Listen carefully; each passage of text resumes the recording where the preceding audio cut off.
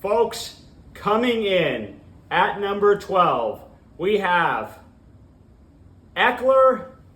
I hardly know her.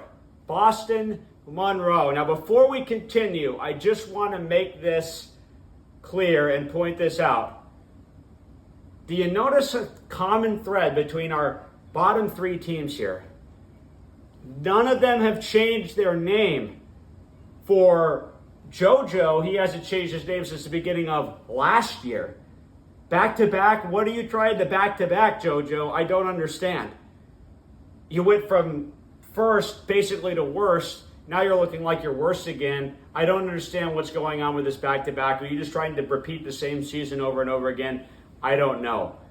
But with Boston Monroe, I don't know if you just drafted Eckler just so you didn't have to change your team name or if you think he's actually going to be good.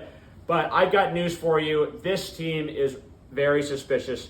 Now with Boston, on the surface, you think, well, look at ESPN's power rankings. ESPN's algorithm for I don't even know how many years in a row has picked Boston as the number one team in the league.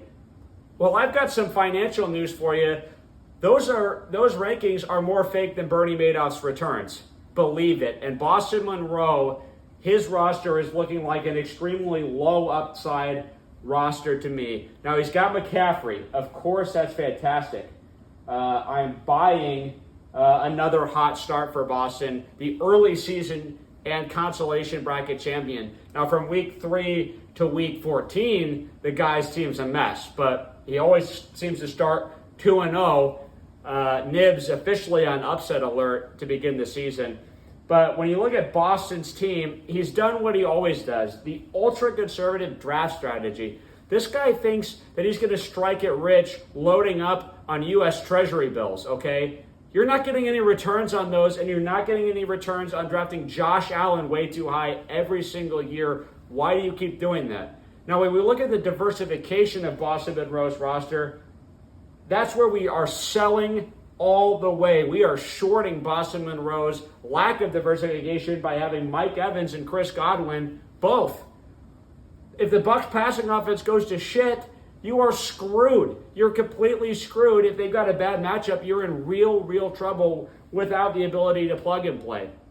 And you've got another question mark receiver with Zay Flowers and Brock Bowers, a guy who, what's his best case scenario? He's going to finish as tight end 7. I don't think Bowers is going to light the world on fire as the, second to third, maybe even fourth option, depending on how things work out in the Vegas offense, which is already a low upside offense. I'm just not sold. I'm buying a hot start for Boston. I do not want to be playing this guy early in the year, but when it comes time to grind on the waiver wire, to make trades, to improve your team, to have high upside players come into their own, that's where Boston's going to fall apart.